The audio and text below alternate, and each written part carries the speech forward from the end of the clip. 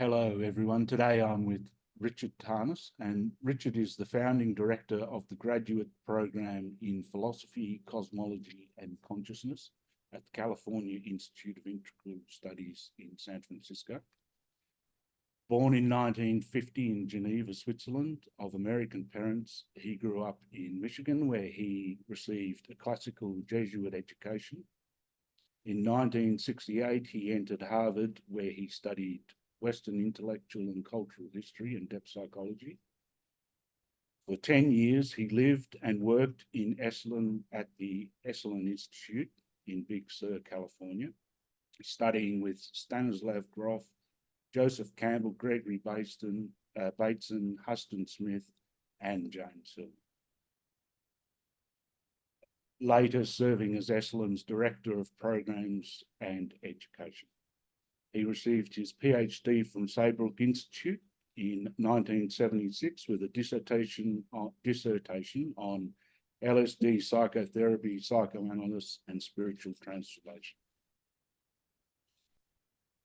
From 1980 to 1990, he wrote The Passion of the Western Mind, a narrative history of Western thought, from the ancient Greek to the postmodern, which became a bestseller and continues to be widely used as a text in universities. In 2006, he published Cosmos and Psyche, Intimations of a New Worldview. He is formerly president of the International Transpersonal Association and is on the board of governance of the C.G. Jung Institute of San Francisco. In addition to teaching at CISS, which you have just recently retired from, haven't you, Rick, or in the process of retiring from? Right. I'm officially Professor Emeritus now. Yeah. In addition to teaching at CIIS, he has often taught at Pacifica Graduate Institute in Santa Barbara and gives many public lectures and seminars in the US and abroad. So welcome, Rick. Thank you, John. Thank you for having me. Rick, we're talking about your story today. And I've been, for the last, 4 or 5 weeks since we initially started to have a talk, I've been diving into your material. And I think I've reread Cosmos and Psyche, and I've listened to your lectures on James Hillman Archetypal Psychology, which I think you ran just after he died. Actually.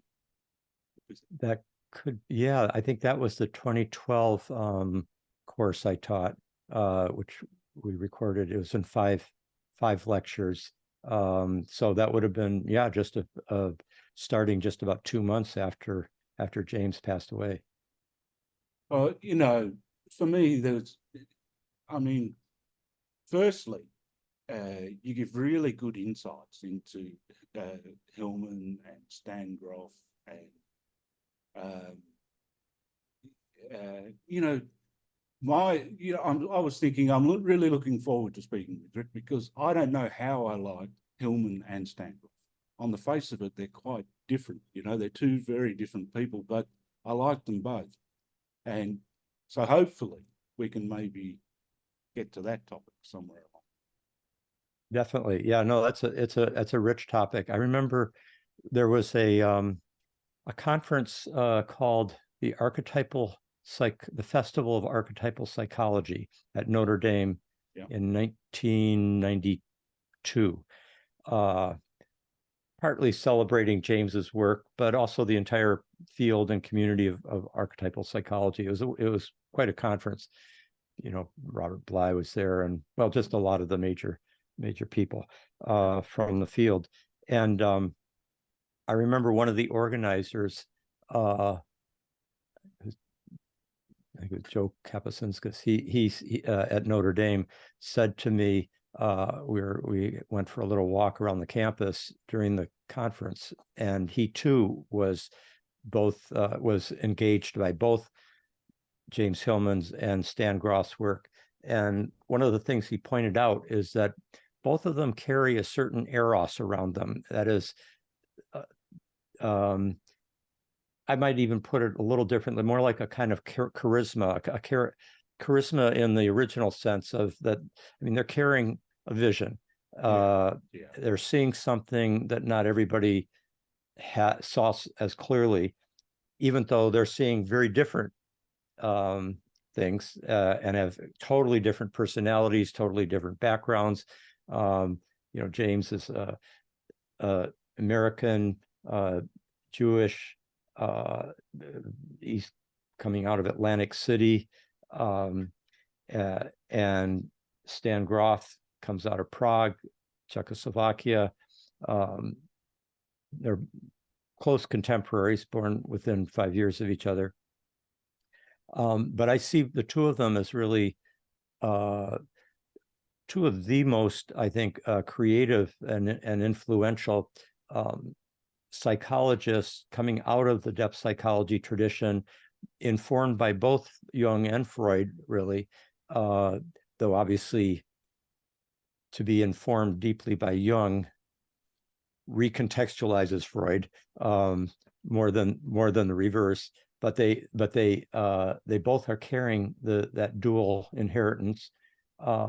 They're both interested in the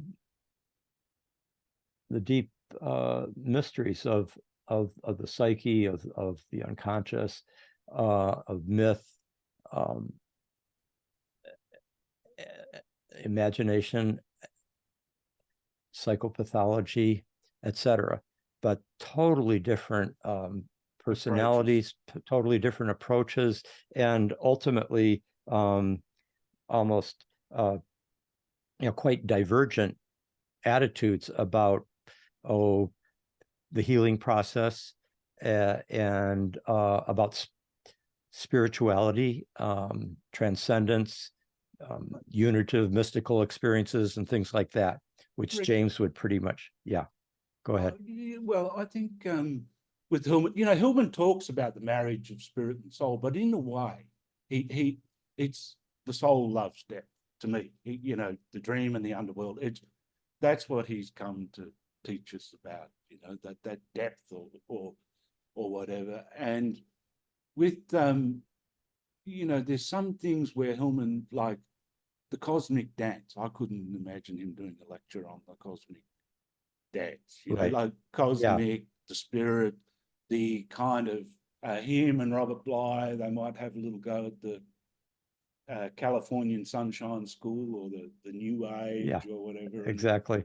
He had a knack for caricaturing and magnifying the shadow of whatever he was not fully on board with, and doing it in a memorable way, and very penetrating. I mean, he could see real liabilities, and at the same time, could see a shadow in the spirit. And I think what I keep in mind about James, whose work I just have been deeply influenced by, and also his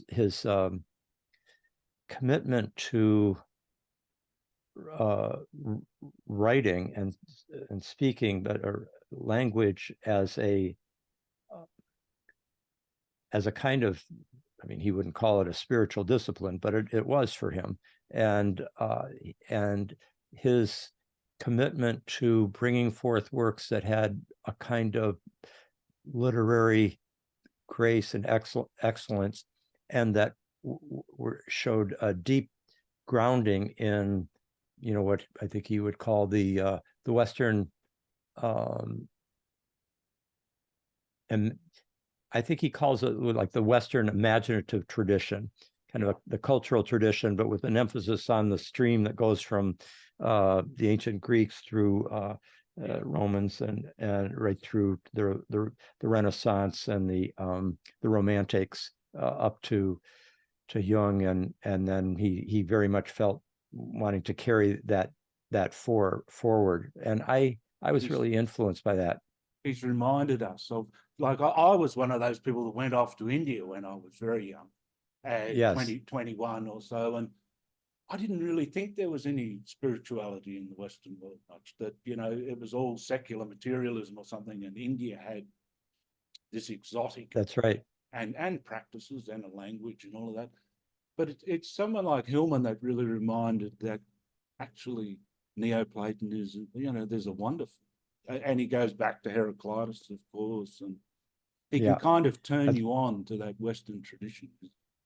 that's right. I mean, I'd already been turned on to it by, I don't know, education or by personal inclination on my own part, because I mean, the Jesuits are good at teaching the classical tradition, you know, Greek and Latin, and getting a sense for that, the richness and depth of it.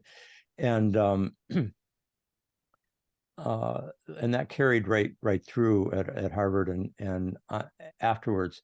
But like you, and I think this probably is a testament partly to our age, how old we were at a certain time when the collective spiritual journey of those coming of age in the 1960s and 70s were very drawn towards the spirituality of the East. And you know, of course, psychedelics, is mysticism in Hinduism, Buddhism, Taoism. Yeah. You had leading figures like Alan Watts and so forth, who were quite influential, Ram Dass.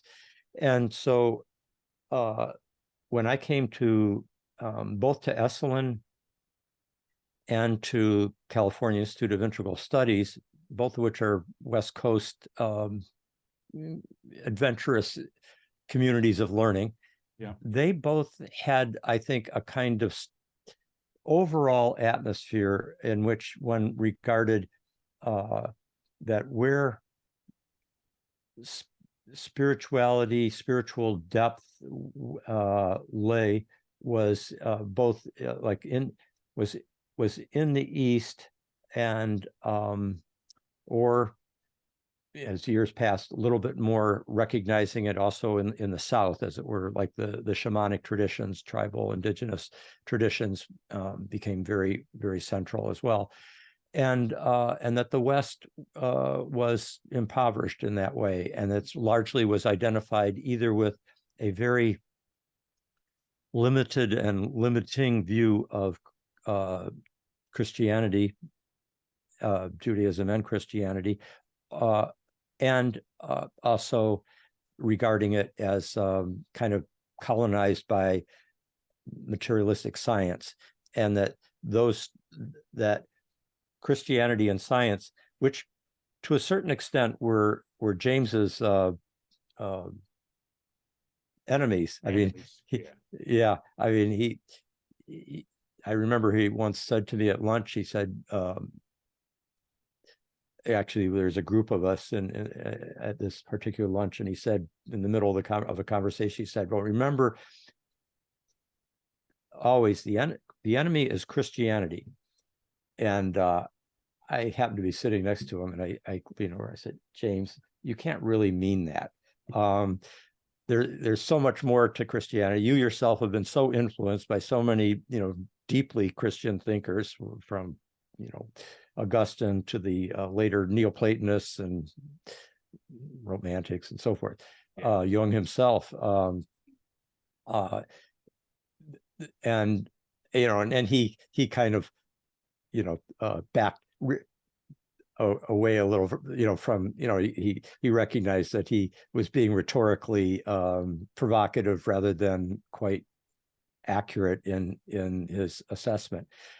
But yeah, James carried an antipathy to both Christianity and science, as having, between the two of them, more or less monotheisms.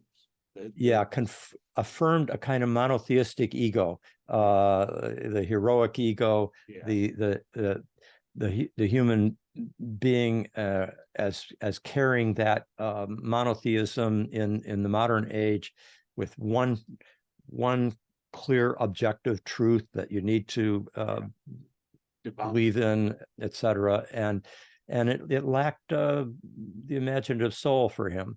And so I think of James as a good representation of something that we see often when we study the biographies of geniuses, which is that they're often blind to certain dimensions of reality, almost as the price of being so deep seeing about another range of dimension of reality, that they open up to us because of their clarity of vision in that respect, but they're not necessarily experts on the things that they kind of had to obscure in order to see more deeply into what they are seeing. So I don't tend to pit I focus more on, in James's work, on everything that he gives that's so valuable, and I don't tend to dwell over much on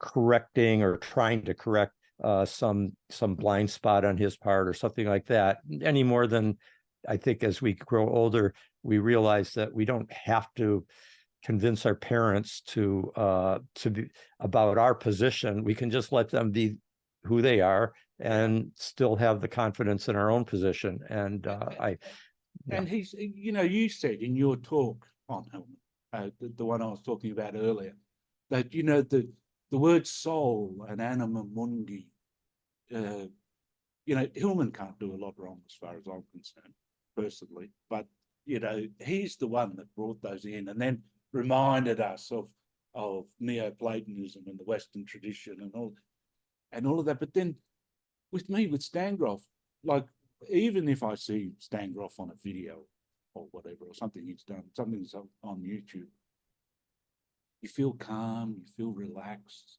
you feel amenable. But actually, like, to me, Hillman, you expect him to be provocative. He kind of comes out fighting, if you want to put it that way. And then with Stan Grof, you're kind of feeling easy, calmer, but he's actually more radical in some senses in what he's saying. And it's true. And then he reminds you of the beauty of spiritual traditions, the integrative, the wholeness, the wisdom that's been handed down. And he's a lover of the East. I mean, but I think they're just, in my language, they've just both come to give different things. Yes. And they're both very wonderful contributions.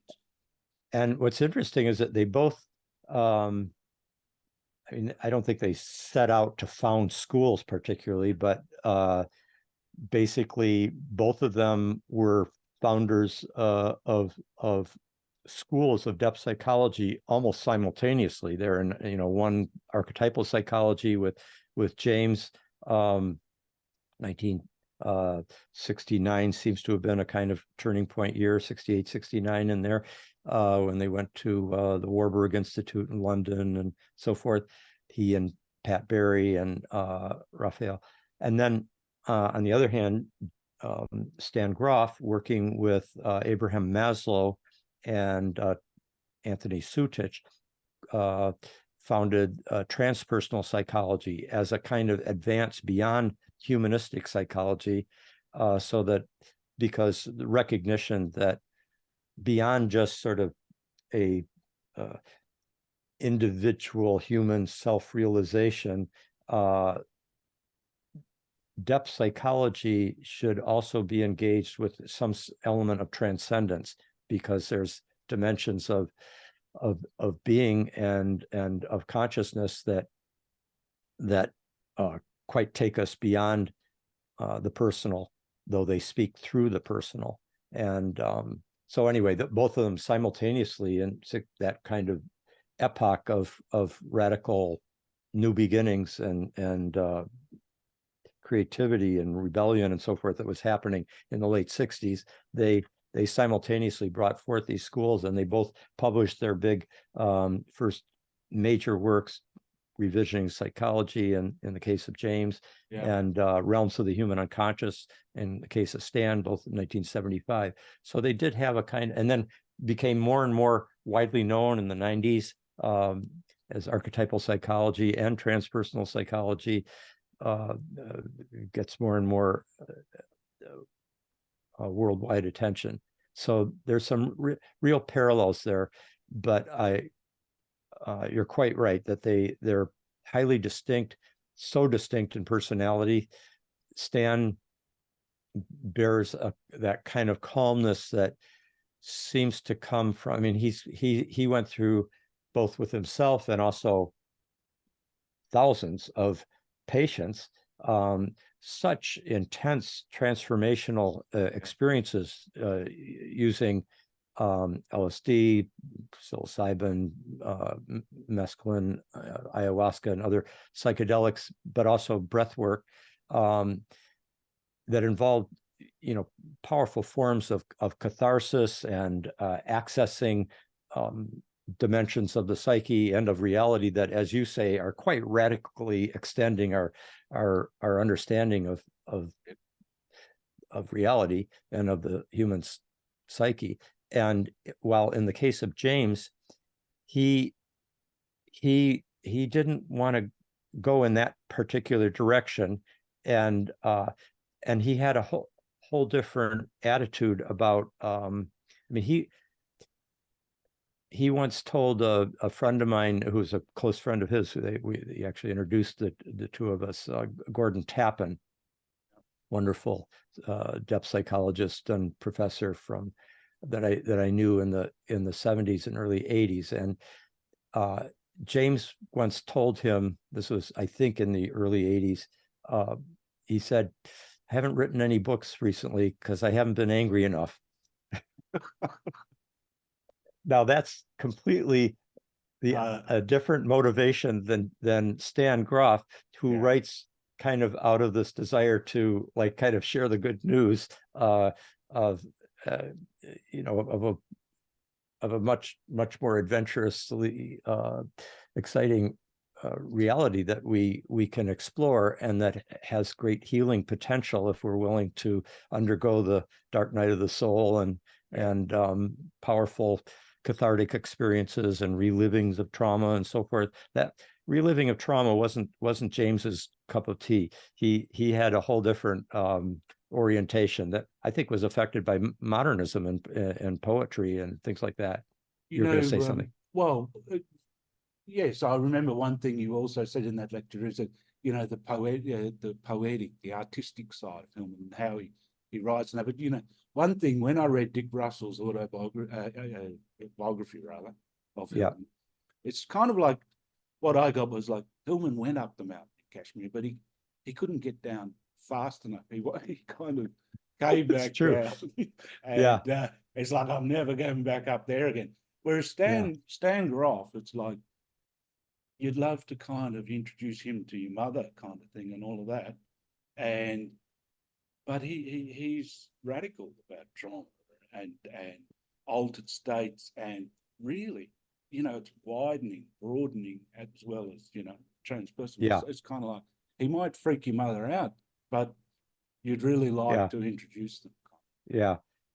Fortunately,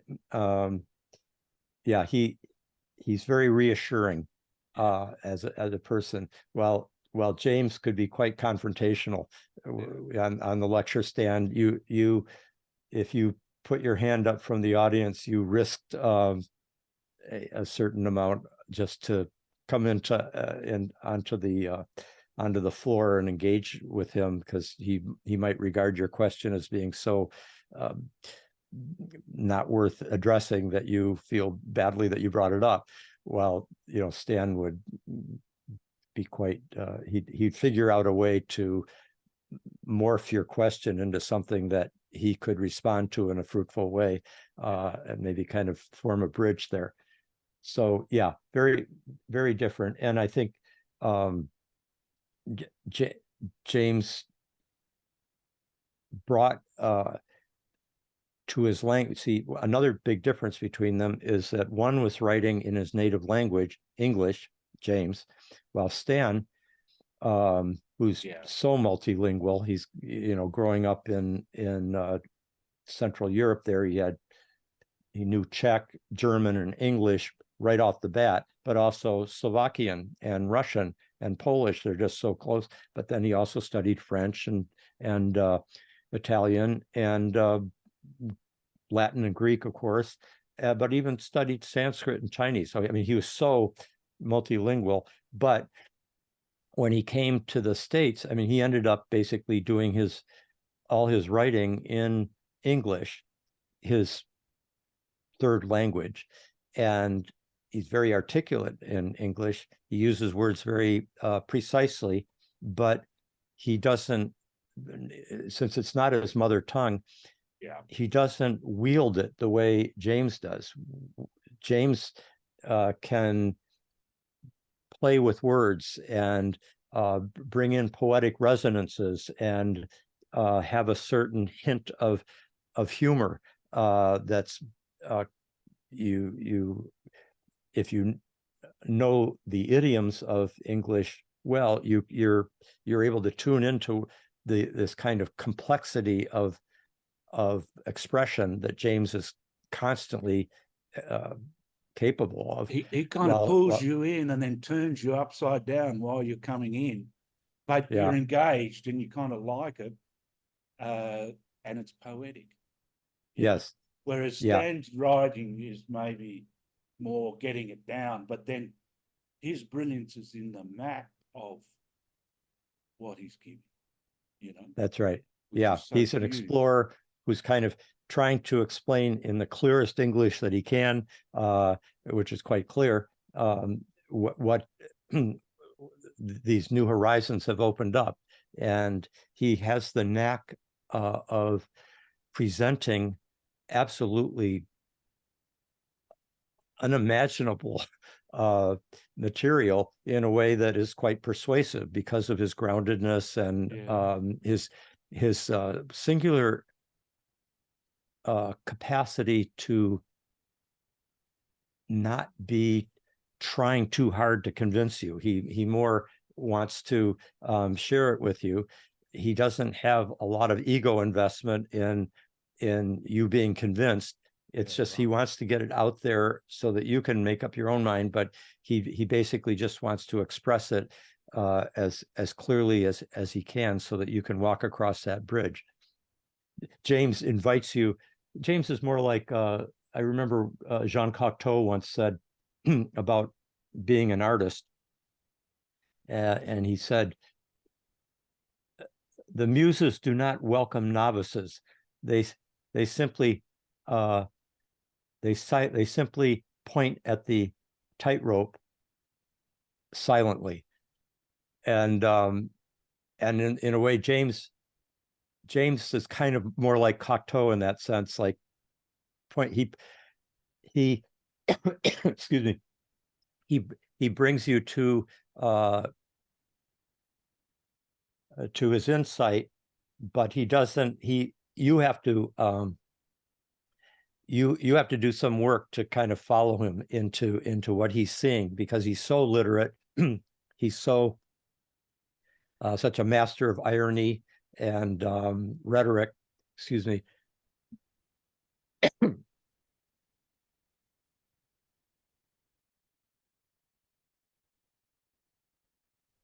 So I think he really does they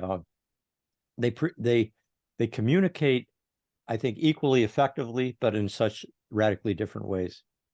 And you said another good thing in that those lectures is that I think Hillman said it himself, that he's interested in the pearl, not the necklace. That's a very good way of describing that.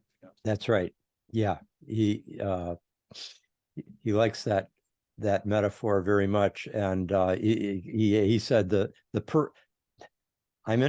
I want the pearls, not the necklace. The necklace can be a noose, and it can constrain and choke us.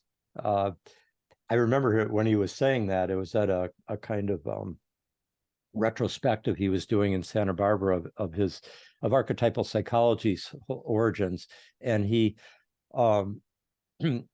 he once said, you can't diagram a single thing I've ever said or thought. And of course, what he's trying to do there is distinguish himself from the two classical young, Edinger and I von wouldn't Franz. imagine he would have liked a lot of those. No, it just wasn't his thing at all. So, and thinking of the word noose, and thinking also of the word pearls. He had that one line in, when he was kind of putting down the California Sunshine School of Psychology and the new humanistic psychologies that were coming from people like Fritz Perls, and he said something about throwing pearls before swine or something like that. And that was in revisioning. And then with the noose, I often think of James's philosophical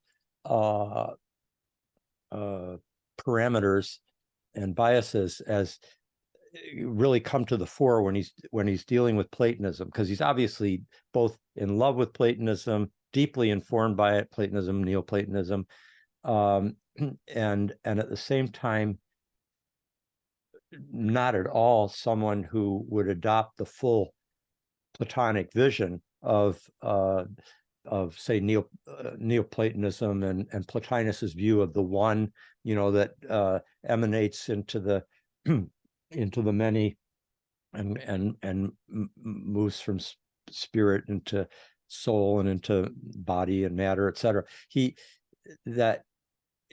I often think of James as being a Platonist with what Platonists would call the nous, using that word again, only in Greek, nous, N-O-U-S, to put it in English transliteration, N-O-U-S. The nous is the mind, but also the divine mind, the cosmic intelligence, and the very high principle in the Platonic universe. And James is kind of like a Neoplatonist with his noose cut off. Like he doesn't want to go up there. Like his interest is in those in the soul depths, the particularities, and that's the depths, right, and the particularities. Yes, yeah. So very wonderful people. They are wonderful people, and they've brought so much. Maybe we need to go on to your story second as well. But the thing is, there is one last thing. You went out to dinner with them. How did they actually get on? Didn't you go when you went? I think you went to a conference somewhere and you drove down with Stan Grof and. Well, so this would be two different occasions. So there was one time, the first time I met James, we were going to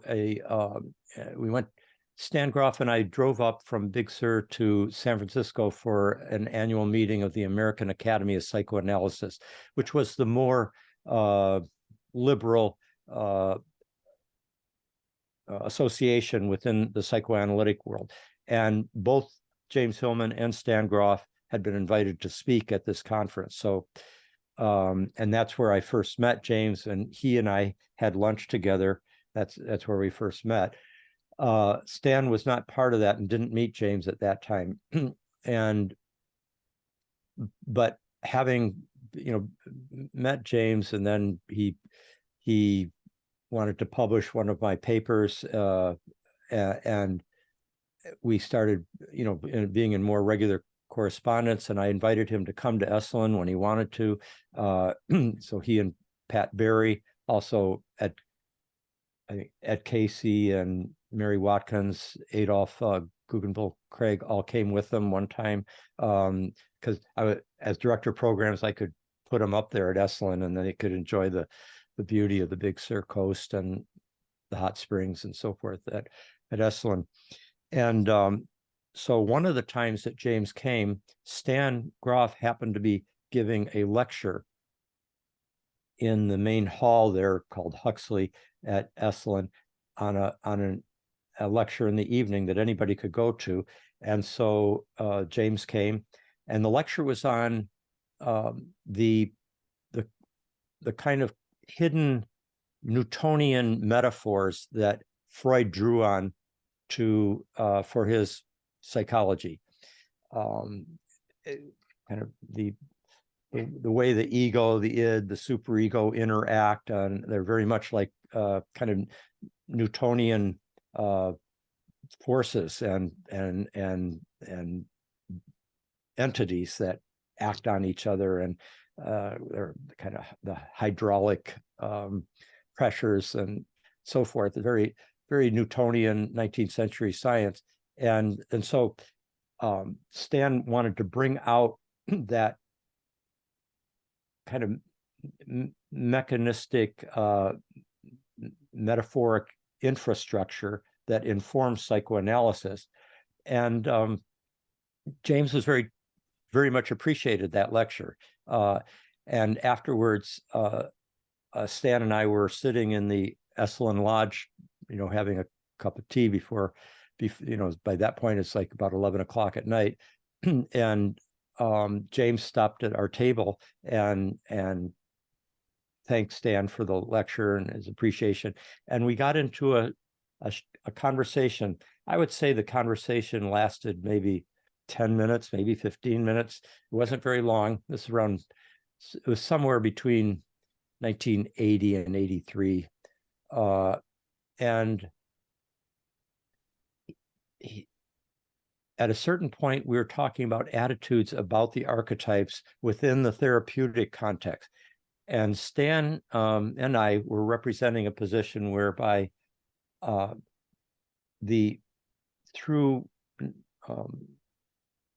non-ordinary states of some kind of, whether it was taking a psychedelic or breath work or a spontaneous spiritual opening or something like that, or psychological crisis, often the archetype will come into very vivid presence within one.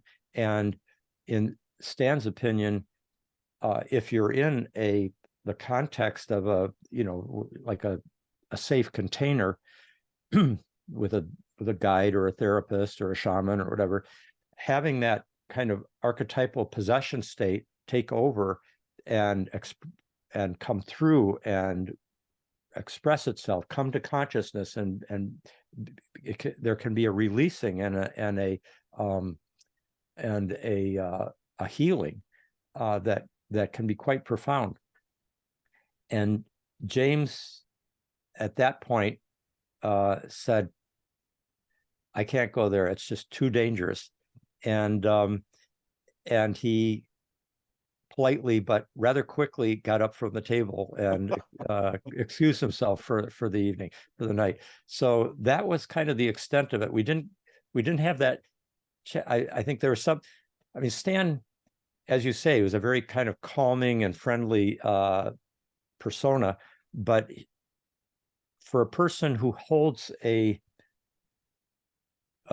metaphysical position that would be uncomfortable with the horizons that Stan was talking about with such ease and conviction, with a lot of authority too, after being a psychiatrist with so many patients for so many years, just a tremendous amount of experience with so many different people. And a different level of experience than if you're doing verbal psychotherapy, for a 50-minute hour. So he, for a person that whose metaphysical presumptions or comfort zone doesn't include the kinds of realities that Stan was talking about, that could be a little bit uncomfortable or threatening. And I mean, both James and Stan were very courageous people, but in totally different ways. And in that particular interaction, I could just see something.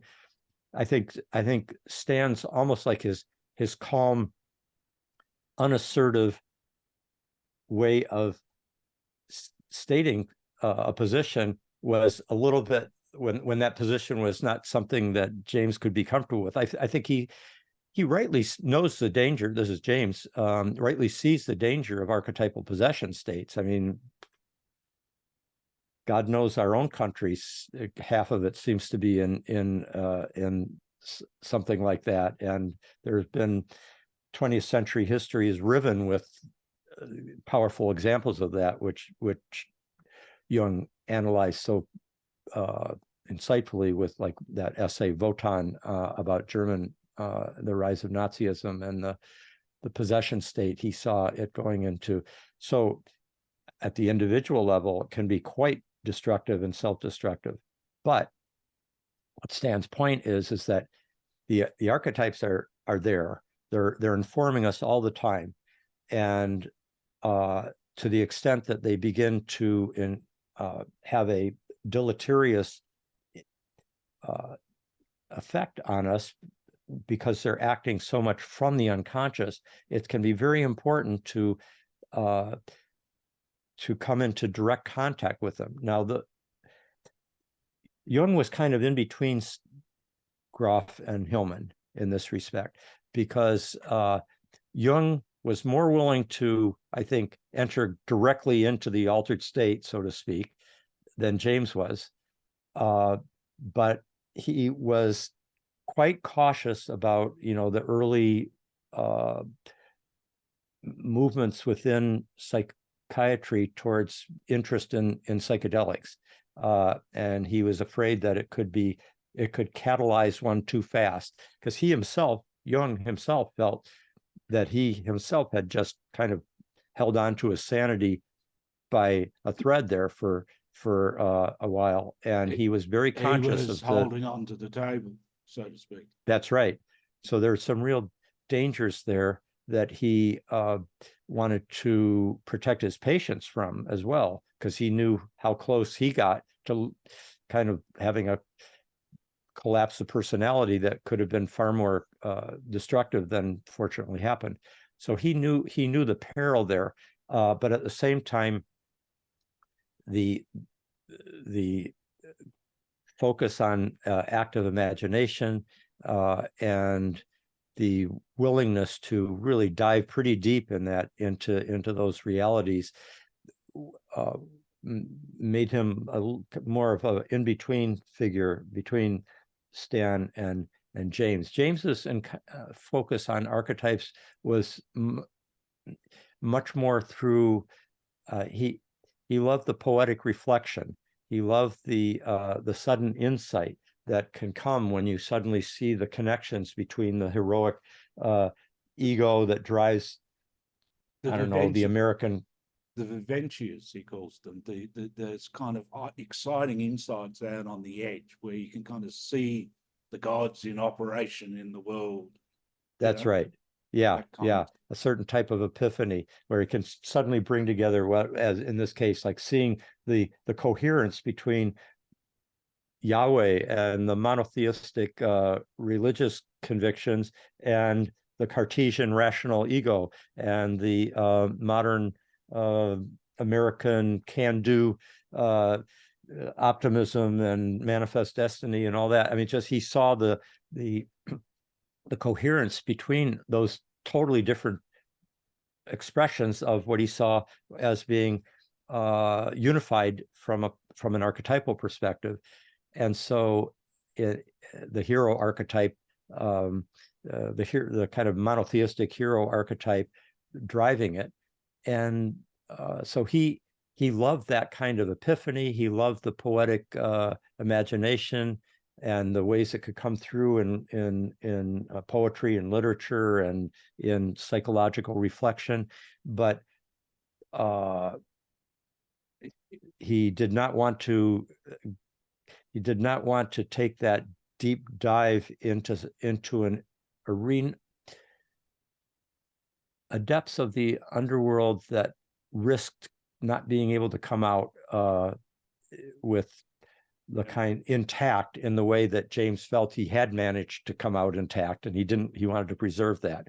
It's like the soul in the middle, and it's like that further extreme, the soul and its imagination in the middle, and he wants to stay with, in my language, but the depth of the somatic eruption or experience, maybe not so much, and then the height of the mountain of spirit.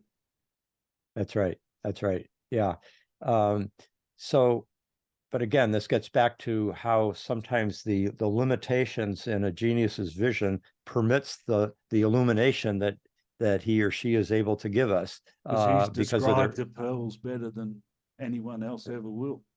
That's right. I mean, he, you know, I'd been reading Jung for years and had a pretty deep sense of archetypes from before ever reading James. And yet when revisioning psychology came through in the mid 1970s, it was deeply not just illuminating, but in a certain way grounding and healing for me too, because it connected me with the whole Western tradition in a way that I'd been feeling. And at the same time, you know, there's a lot in the counterculture, in our journey to the East that our generation was taking, and Other the sides. psychedelics, or what's that? Other sides, other aspects that you've. Yeah, and now to have Hillman kind of reconnect one to Plato and Aristotle and the great Renaissance figures and Romanticism, and also to hold Freud and Jung together, which I also had wanted to do, or was pursuing myself.